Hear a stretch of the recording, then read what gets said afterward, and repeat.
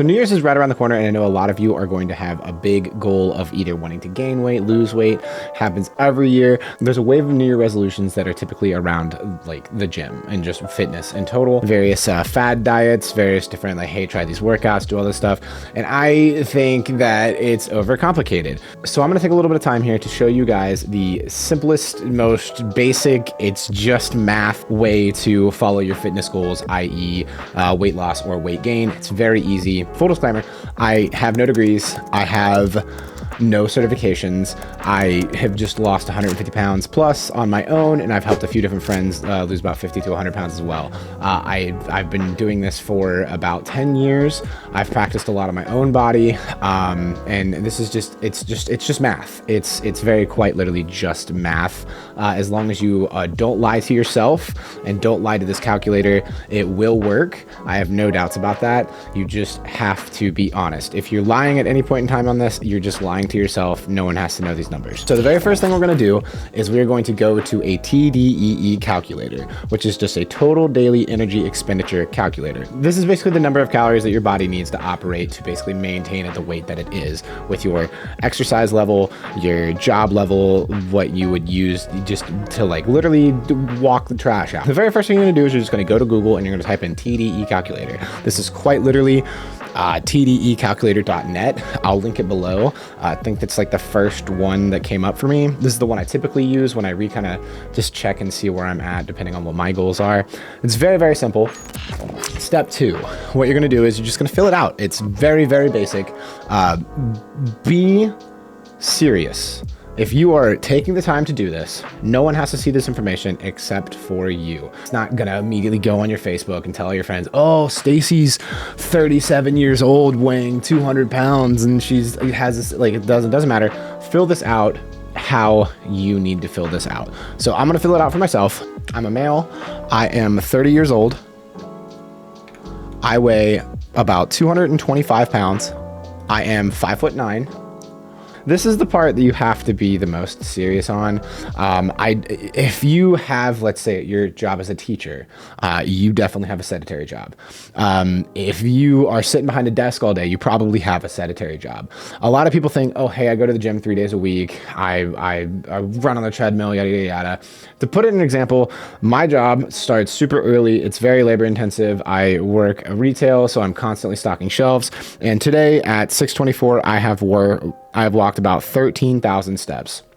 And it's not at the end of my day. I've still got so much more to do. So I'm probably averaging about 16 to 18,000 steps. Yesterday I had almost 20,000 steps. So me personally, I would put very heavy exercise because I do train 6 days a week and I'm very, very active. Now this part, I would say, depending on your goals, if you are wanting to lose weight, I would undershoot. So if you are thinking that you maybe aren't as active as you are and you're torn between moderate and light, I would go with light. If you're trying to gain weight and you don't know where to lie on the light and moderate exercise train, I would just go with the moderate one because you're just going to get more calories.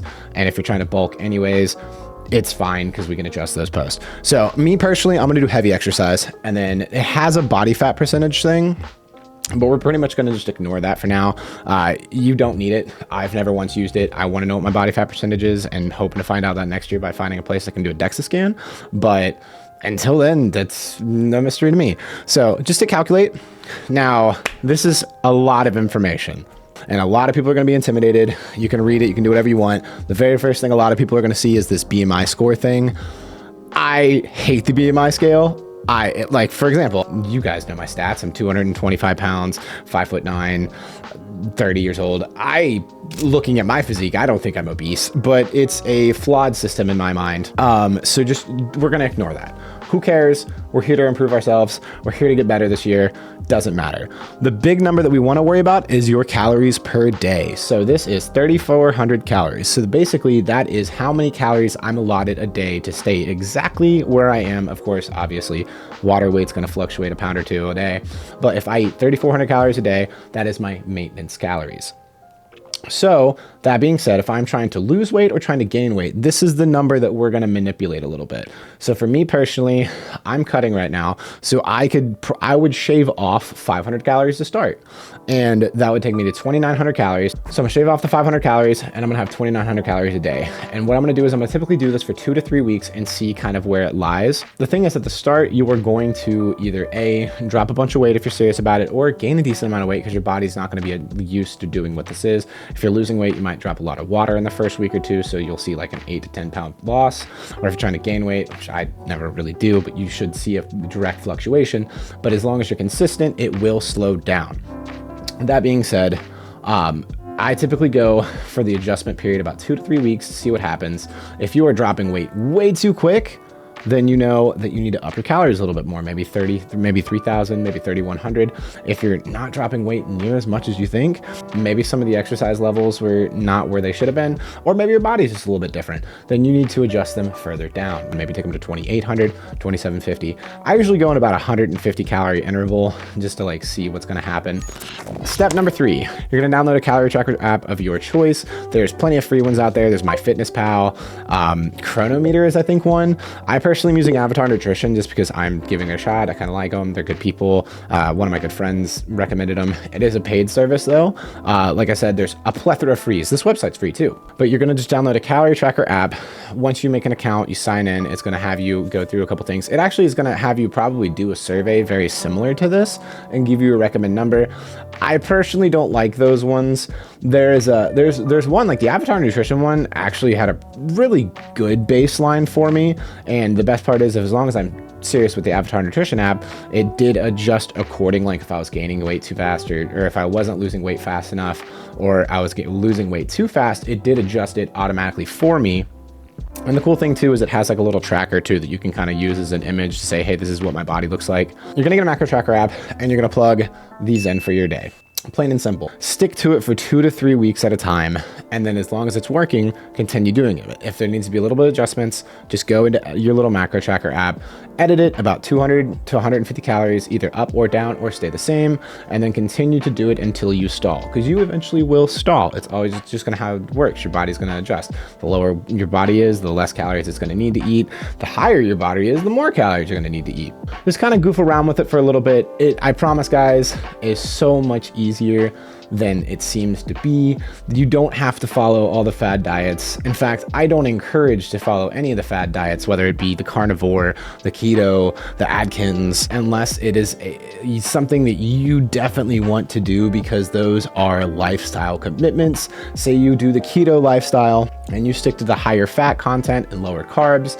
If you have a day where you're gonna go out and cheat a little bit and you decide that, hey, we're going to the Cheesecake Factory and I wanna slam a cheesecake, and then all of a sudden you've had carbs, you lose ketosis, your blood sugar spikes, you're gonna gain a little bit of weight the next day, and you're gonna have a mentally bad time. I personally have the impression of, when starting out, and this is what I preach to literally anyone that wants to start out, you should eat 1 gram of protein per pound of body weight, and then you can kind of lie with your carbs and fats wherever your calories would allow them.